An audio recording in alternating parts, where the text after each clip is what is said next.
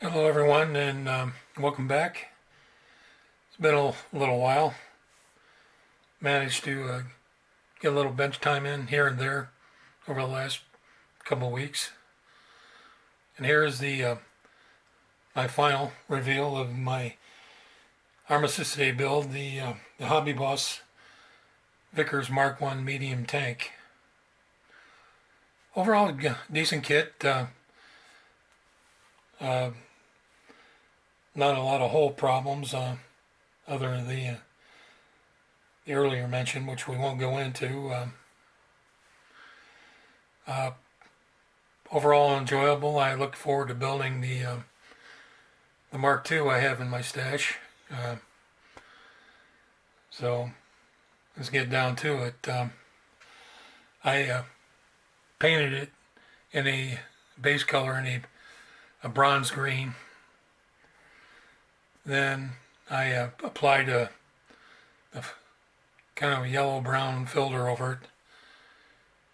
And once that was dried, I did basically a burnt umber wash over it. Then I used various pigments, showed dirt, and I don't know if it's going to show up too well, but a few little like rain streaks. I was going for an abandoned tank look, not overly beat up or weathered, but seeing as these tanks never saw any action, uh, the wear and tear on them wasn't really all that great. As you can see, a little bit of rusting on the exhaust. Base color of like a red brown primer. Some pigments, Vallejo rust pigments, and I dabbled on some of the, as you see, some of the base color to show there's still paint chips still on the exhaust. The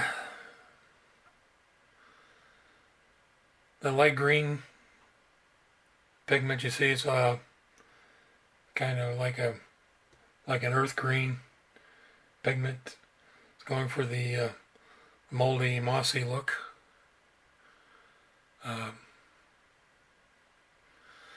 As far as the photo etch, it wasn't bad. Didn't give me the problem I thought it was going to. Of course, it kind of helps if you have one of these little buggers here.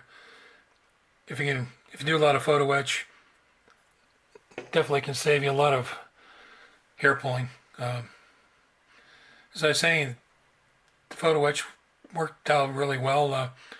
As you can see, the headlight covers, which was my really main concern, because it was such a large piece, it practically folded itself. The decals, very thin, very delicate. Had to use a lot of setting solution to get them to move around. Kind of foobarred one of them. It's supposed to go on the back of the turret.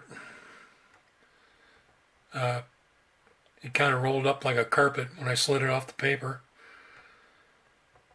So some things you just kind of have to let go.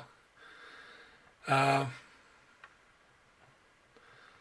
other thing is that back step by the rear hatch, actually I made out of some thin brass sheet. The part that came with the kit kind of looked kind of clunky, so I used some photo etch mesh over a solid piece.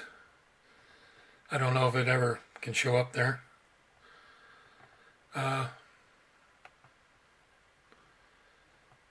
It's really not a whole lot. Like I say, the tank body itself went together really nice. No problems with the turret. Like I say, the kit had a lot of nice raised detail. The rivets,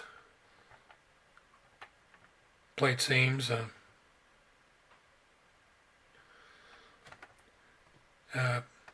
The base I put together out of a dollar store frame. Some fake fur for the grass, which I basically dyed a basic green. Then trimmed it up here and there. Then airbrushed in some browns and some straw-colored paints. In fact, this is a piece of what I actually started out with. You can get it any hobby store or even a like a fabric store if they still have them, like a Joann's here in the States. You can buy it by the yard. The only thing I would suggest is if you can get the type that's got multicolored, different shades of brown, which will actually help giving variations on the tones of the grass. And the poppies I made out of wire, use some glass seed beads and some sequins. Here's, getting that to focus. I glued the seed bead onto the end of the piece of wire, then slid the sequin down over the stem and super glued it. Took my my nippers for my photo etch and cut slits in to kind of help bend it up and give it a more of a flower look.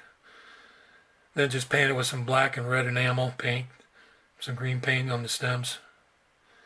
Fairly simple and time consuming, but I didn't have 3 weeks to wait to buy some pre-made poppies. So I'd like to thank Paul, Military Modeler Paul, for hosting the group build. Maybe he mentioned maybe next year do another. It'd be kind of nice to do something like an annual event. Of course, then we shouldn't set aside just one day to thank our veterans and the families who lost loved ones through every war. So that'll about do it. Like I say, you guys take care. Enjoy the rest of your week, and you stay safe. We'll talk later.